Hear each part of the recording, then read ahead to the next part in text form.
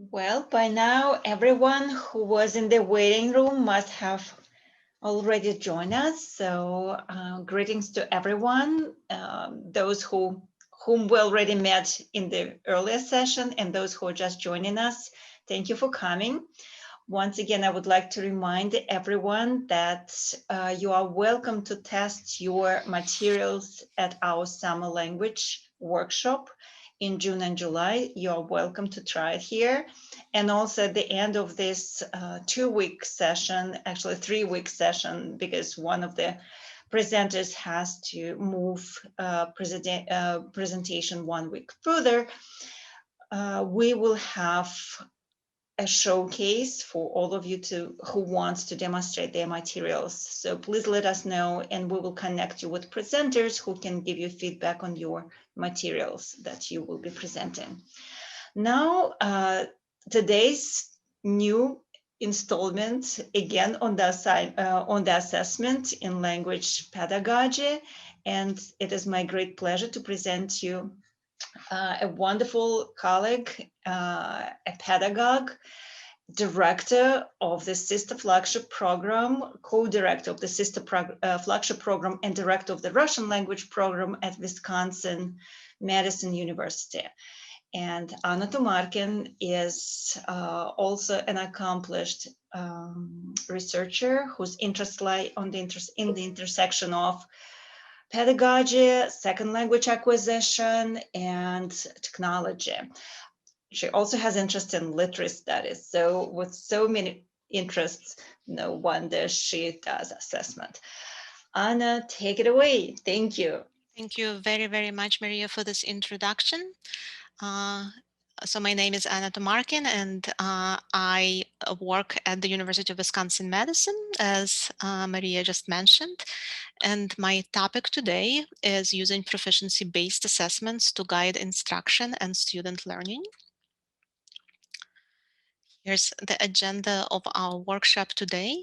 We will talk about assessments and proficiency-oriented instruction. We will talk about assessing performance versus assessing proficiency. We will discuss different types of assessments, and we will talk about creating a comprehensive system of assessment to support teaching and learning. So when we talk about proficiency-based assessments, we need to start by thinking about the context in which such assessments are implemented. And so to begin today, I would like to talk about proficiency-oriented language instruction and how it informs our approach to assessments. The Center for Advanced Research on Language Acquisition at the University of Minnesota, which you may know as CARLA, defines proficiency-oriented language instruction as a general framework for organizing instruction, curriculum, and assessment, rather than a method or a theory. Within this framework, language learners practice the four modalities: listening, speaking, reading, and writing, in order to communicate meaningfully, effectively, and creatively in their target language for real-life purposes.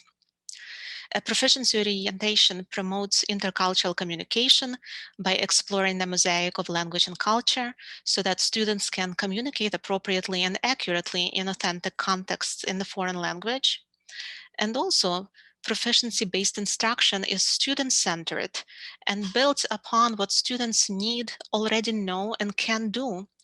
And it respects diverse learning styles while encouraging the development of a wide range of skills and learning strategies. And please forgive my dog in the background. I have sometimes a very difficult time getting him to be quiet, so I hope he cooperates.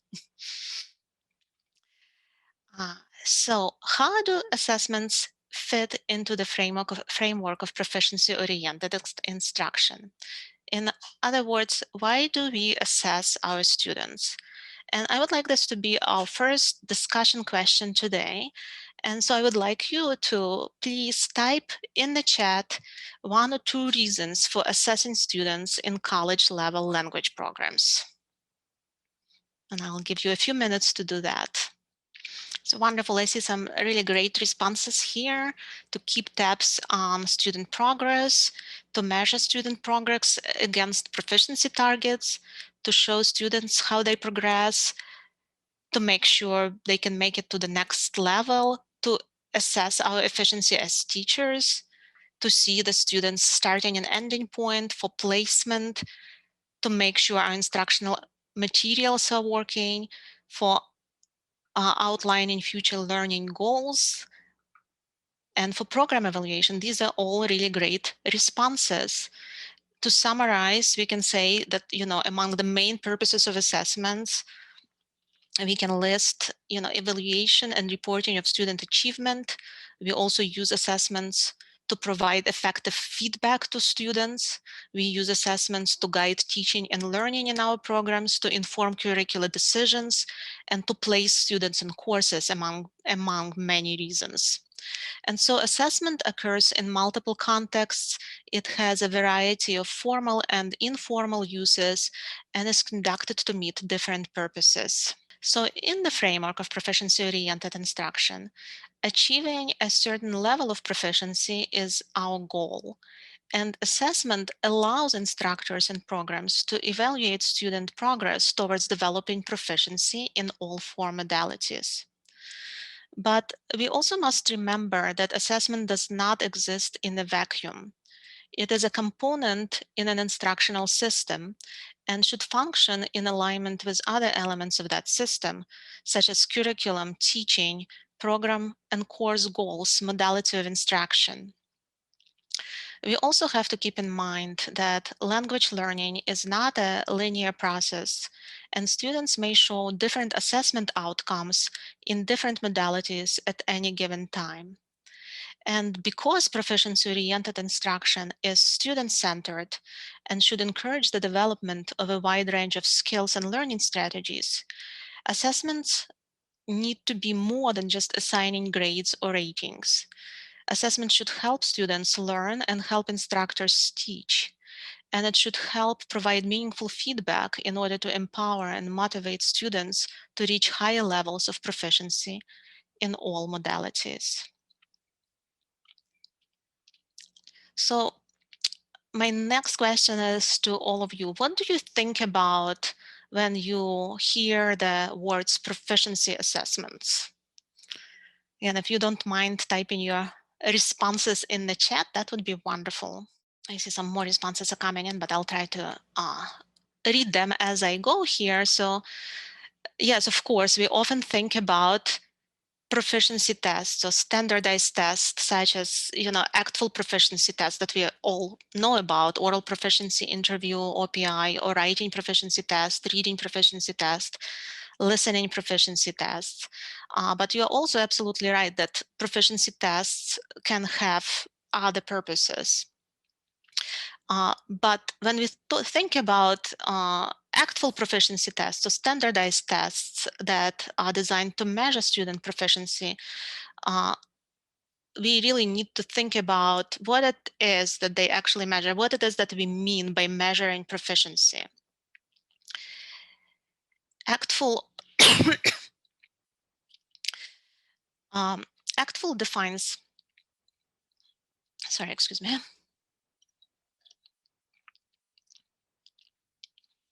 proficiency assessment as something that demonstrates what a language user is able to do regardless of where, when, or how the language was acquired. The demonstration is independent of how the language was learned. The context may or may not be familiar, and the evaluation of proficiency is not limited to the content of a particular curriculum that has been taught and learned.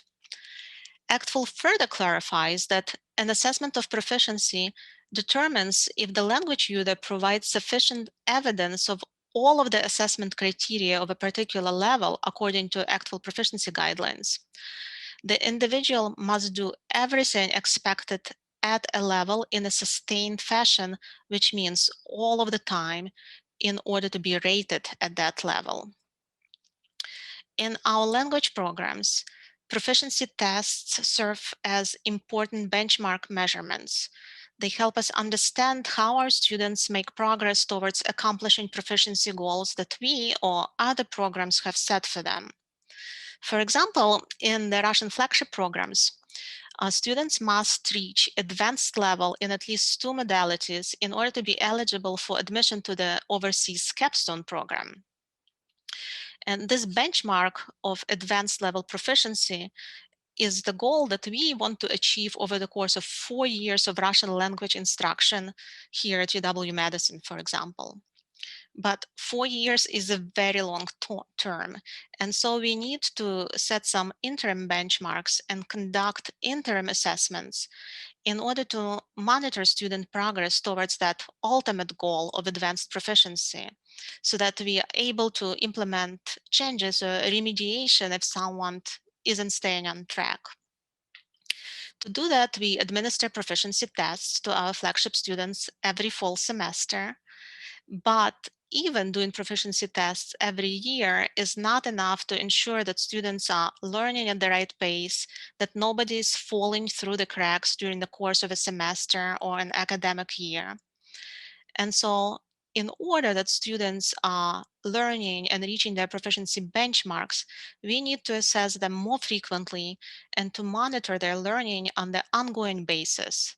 In other words, we need to evaluate their performance on the regular basis all the time in order to help them reach their proficiency goals. So now I mentioned the term performance evaluation, and performance and proficiency are complex and interrelated concepts that are often used interchangeably and incorrectly. So I just want to quickly review them. As we already discussed, ACTFL defines proficiency as the ability to use language in real-world situations, in spontaneous interactions, and non-rehearsed contexts. Proficiency demonstrates what a language user is able to do, regardless of where, when, or how the language was acquired. And the evaluation of proficiency is not limited to the content of a particular curriculum or a course that we teach. Proficiency, also in order to demonstrate proficiency at a certain level, a student must demonstrate sustained performance across all the tasks and functions of that level all of the time. Performance, on the other hand, is the ability to use language that has been learned and practiced in an instructional setting. Performance refers to language ability that has been guided by instructors or instructional materials, practiced, and is within familiar contexts and content areas. So a proficiency test typically elicits spontaneous, unrehearsed language that reflects contexts that may not be familiar to the student. But a performance test assesses the student's knowledge about specific topics or tasks within contexts and content areas that have been learned and practiced. We all know as language teachers that proficiency doesn't happen without performance. In fact, we can say that performance is a pathway to proficiency. In order to help students move from one proficiency level to the next, we need to teach them the necessary skills and functions to reach that next level, and to give students opportunities to practice those skills and functions in familiar contexts so that they can learn to apply these skills and functions in new contexts and situations. But we can use proficiency goals to guide our teaching.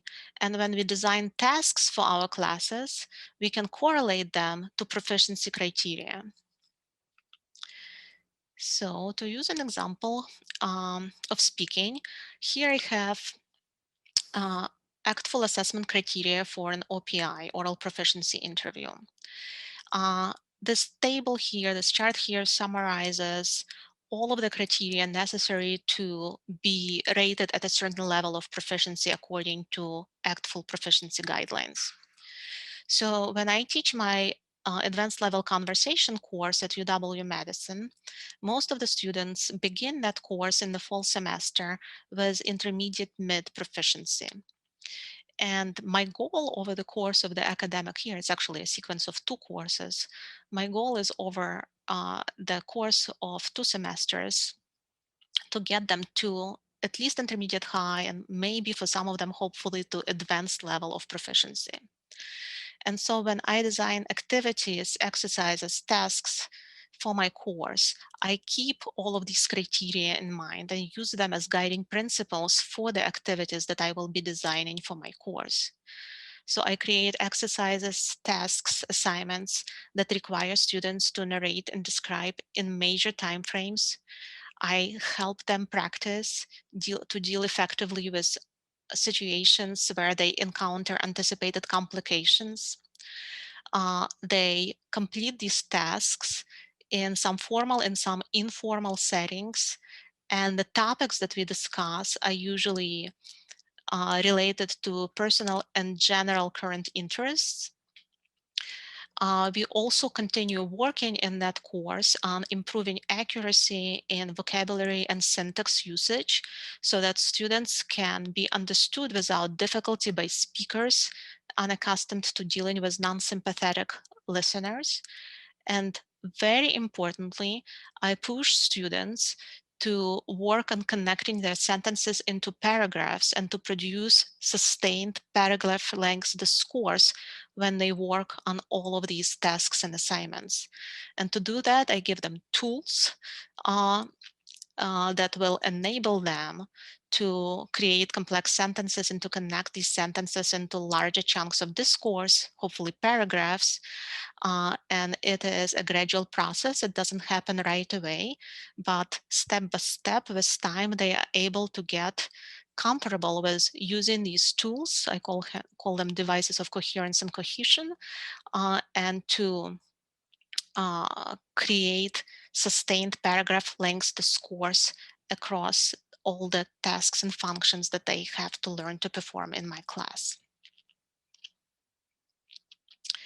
So when I think about assessments for our students, I think about them more broadly than just proficiency test. I feel that an effective assessment system should include, or can include, both performance and proficiency assessments. It can be both formative and summative, and it can measure both learning outcomes and it can both measure learning outcomes as well as inform and improve learning. So I mentioned here two terms that I think you're probably familiar with, but I am just going to review them very quickly. And these are formative and summative assessments.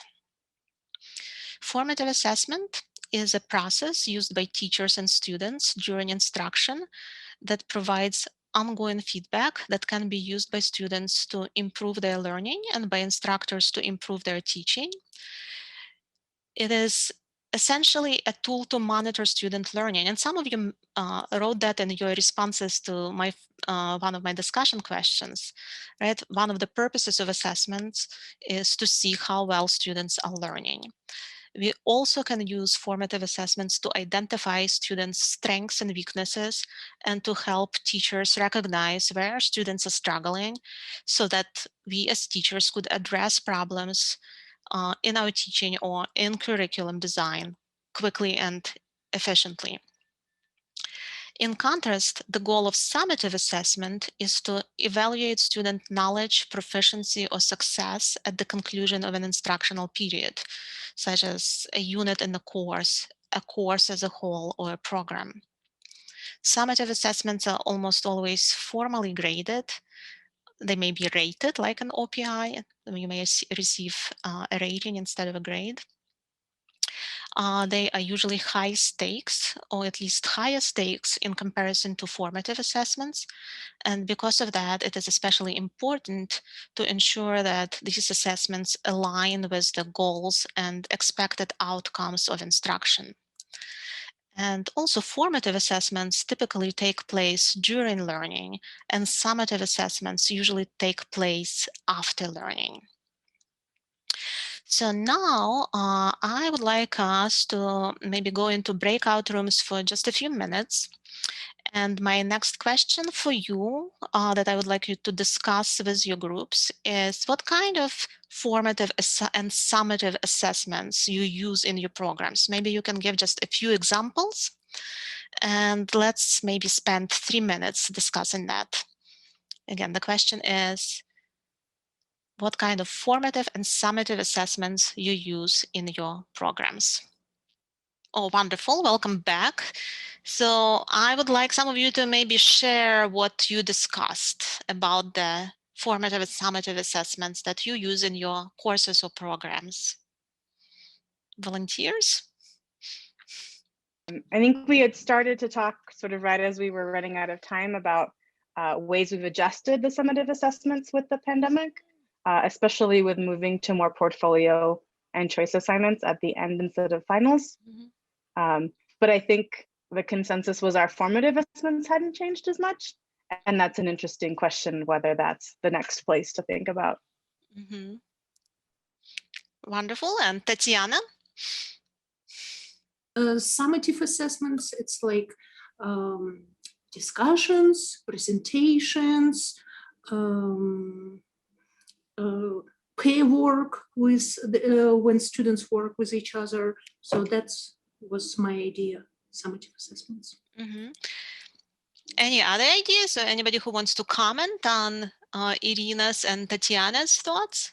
I could just share what we briefly discussed, but the main point was that we never cease to assess, formally or informally, I mean, about formative assessment, that we always attuned to our students' learning and try to react. So we, by giving them feedback, by giving them grades or no grades, we never cease to assess. And is that good or bad in your opinion? Well, I think that's what our training turns into. I think, yeah. So constantly like being there.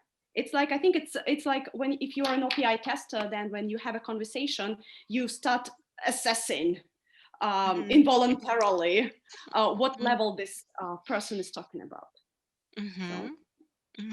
And you're absolutely right. We assess all the time. And even when we do an exercise like, you know, a group discussion or, you know, even when students are working on an exercise individually and we are not collecting this exercise to assign a grade for it, still when we discuss the responses, the correct responses with the class, in the way we are assessing their work. But assigning grade doesn't necessarily make an assessment, right? We are assessing knowledge regardless of whether we are assigning grades or not. And when we are calling on students to, you know, respond to a question or read a dialogue or something that they do pretty informally in the classroom, they still feel assessed. They still feel that they have to show their knowledge to us as teachers and to their peers. So absolutely agree. We assess all the time, whether it is graded or not. Wonderful. Any other comments?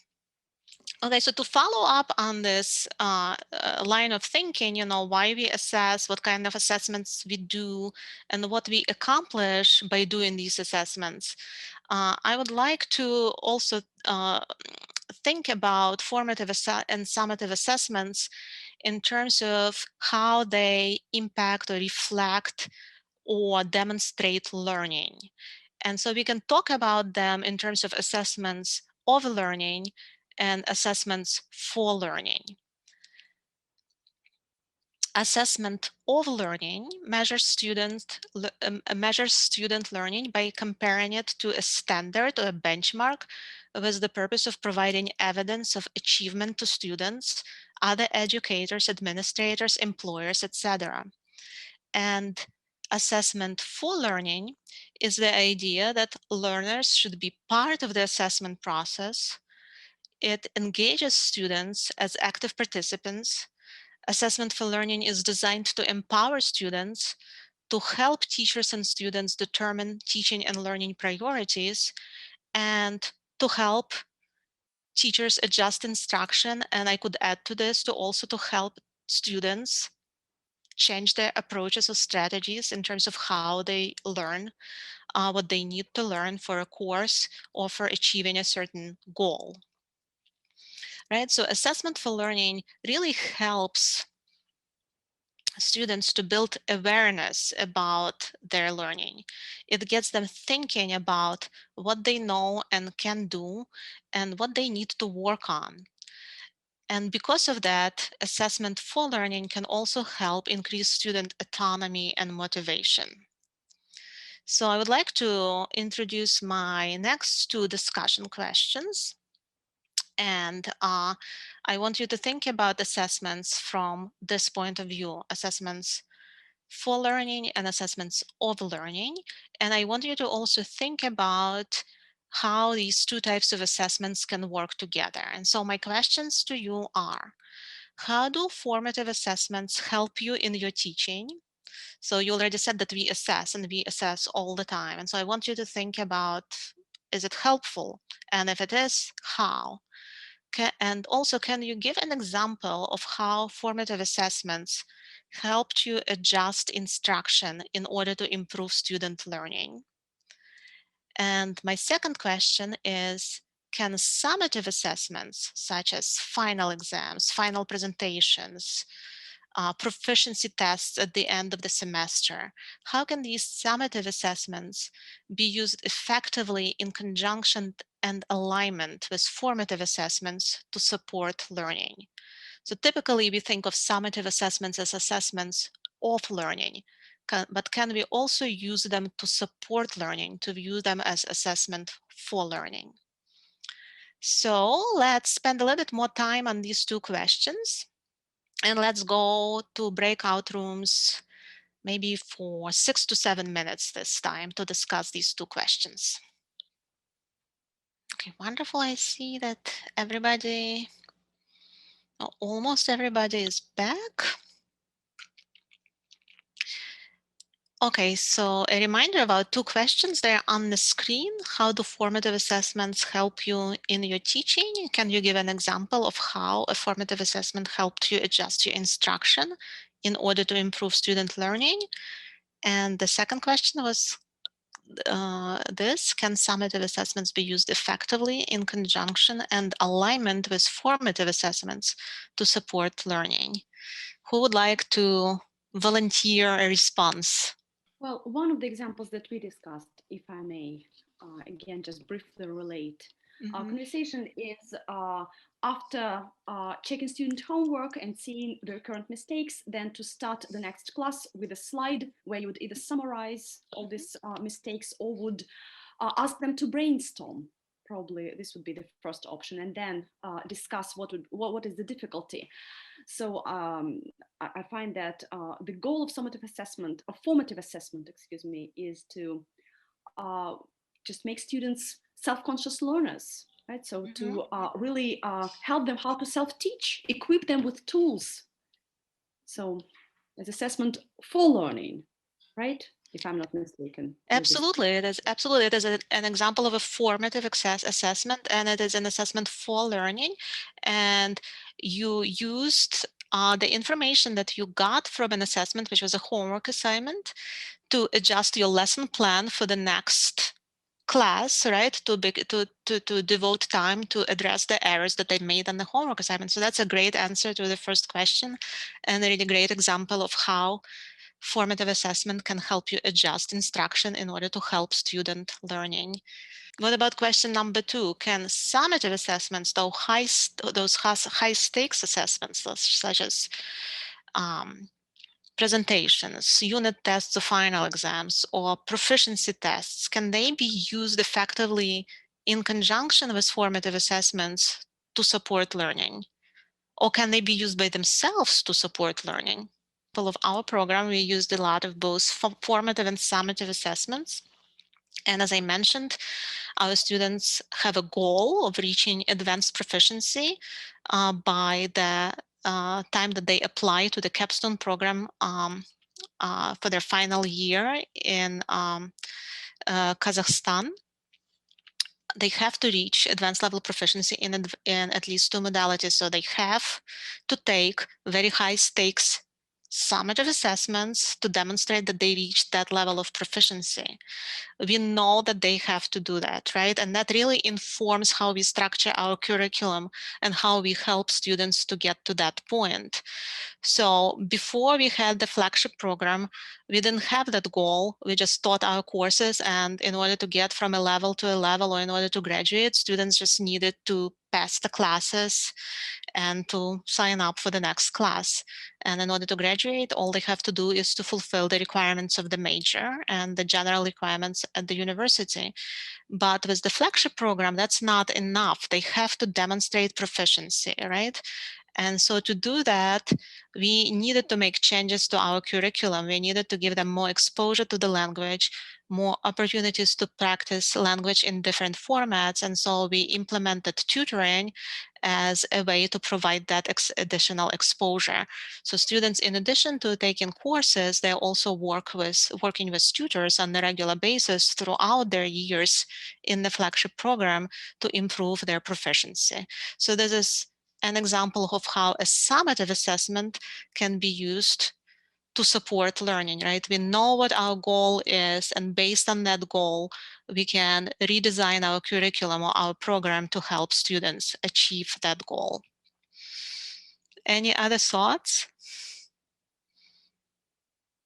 Right, what about at the course level? This was at the program level, and there are not many programs like Russian flagship programs. Most programs are not like that. Are there any other examples?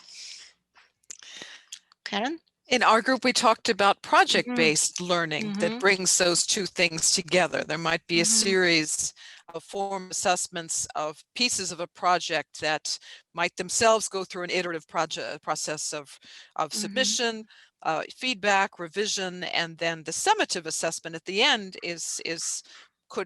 brings these pieces together so that the student might have a portfolio or a final project that's the result of a series of what could be considered a mix of formative and summative assessments. Absolutely. And I see that Anastasia wrote in chat that summative assessments can inform the goals for backward design of the entire course. Yes, absolutely.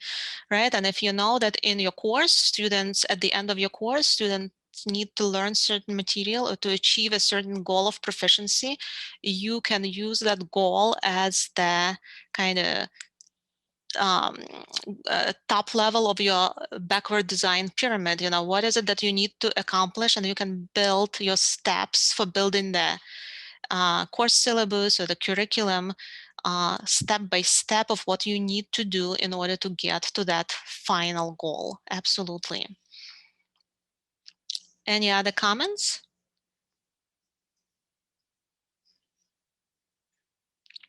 Okay, great. So I think the conclusion that we came to is that when we are talking about assessments in courses or in programs, we have a goal of creating a comprehensive and balanced assessment system that combines both assessments of learning and assessment for learning, summative and formative assessments that take into account proficiency goals, student needs, program goals, and that first and foremost allow us to make a positive impact on student learning. The entire goal and purpose of this system is to make students better learners and to help them achieve their academic goals.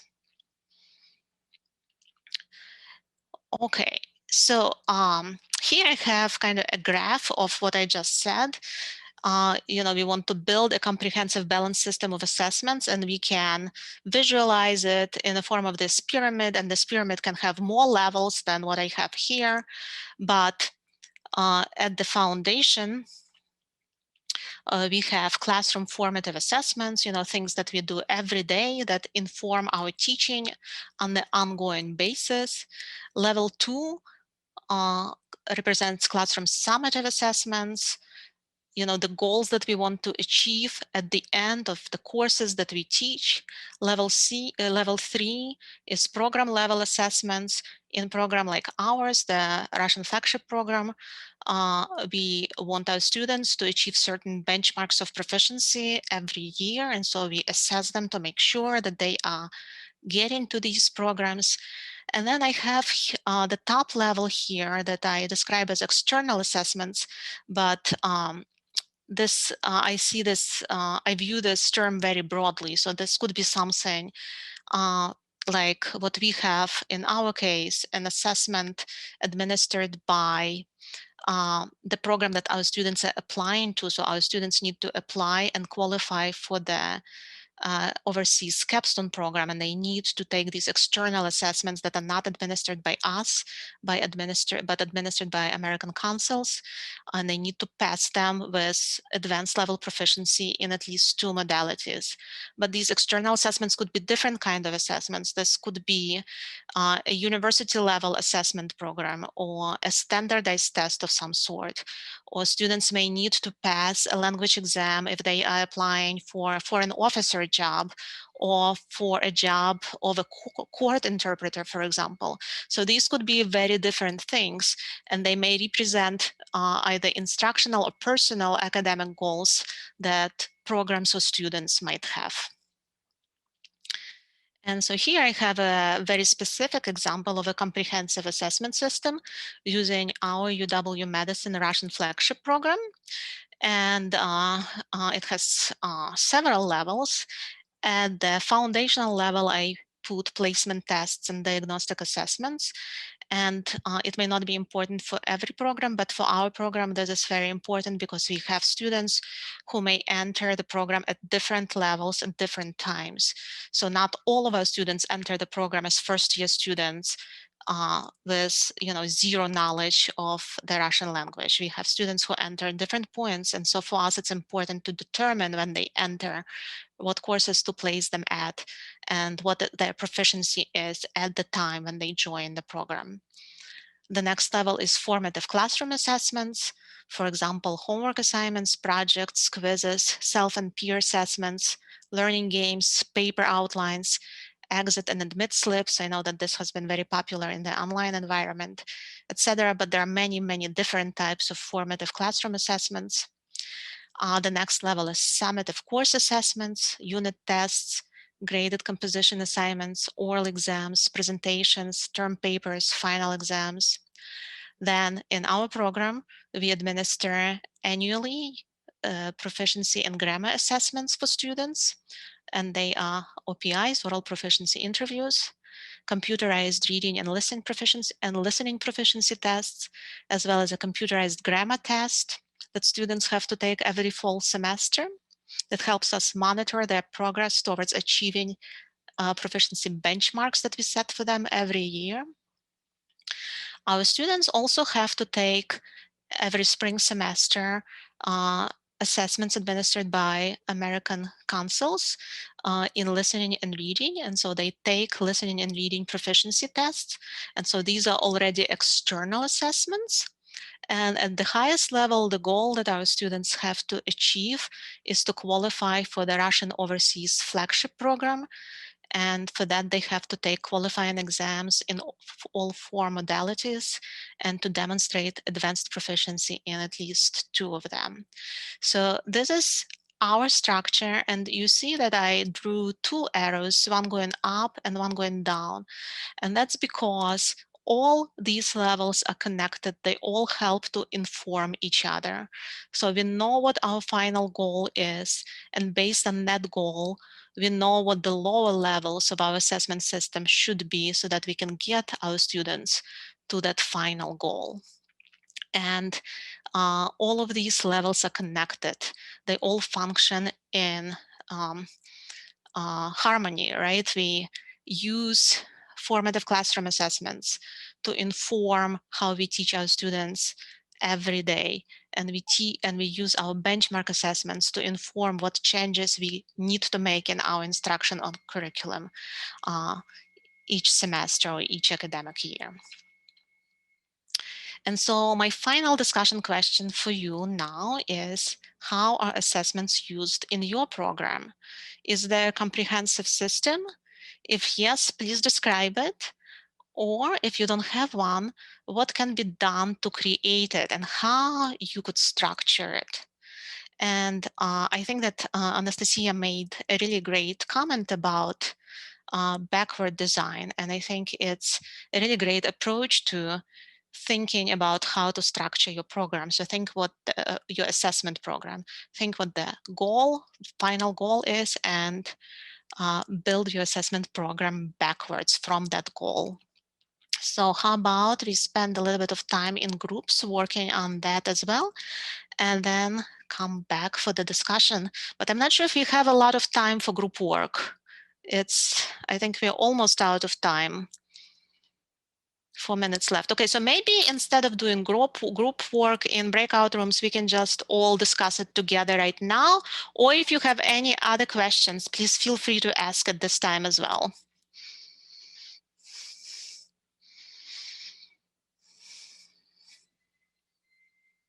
So is there an assessment system in your program? Could you describe it if there is? I'll be happy to contribute. Although unfortunately, I don't bring any new information because we also have flagship programs. So our assessment pretty much structured as your beautiful pyramid indicated, coming from a very low button, everyday classroom assessment, moving up to external assessment done on the yearly, annual basis by ACTFL and American Councils for us. So we're pretty much mirroring your program in this way. Great, thank you. Okay, I can read Anastasia's response in chat. She says that we have formative assessments, weekly quizzes, summative assessments, weekly OPI mock-up exams, and qualifying exams, OPIs in our program. Wow, how amazing that you have weekly OPIs. That's a lot of work and big time commitment to administer weekly mock-up OPIs to your students. But it's great, it's wonderful practice to your students. And even though in theory OPI is a summative assessment, it can be used as a formative assessment, as an assessment for learning in a really effective way, just by providing practice and familiarizing students with the format and the structure of that exam. And Anastasia added to her chat message that they have very small groups of students, up to 5 students. So that helps, because in our situation, it would be a lot more difficult, because especially in our lower level courses, our classes are a lot larger than that. But when our students work with tutors, especially at higher levels, some of our tutors are OPI certified testers, and they also do a lot of OPI practice with our students, which really helps to prepare them for that final external high stakes assessment. Okay, so we are almost out of time. Thank you, or out of time actually, it's 6:15 or 7:15 Eastern time. So are there any final questions or comments?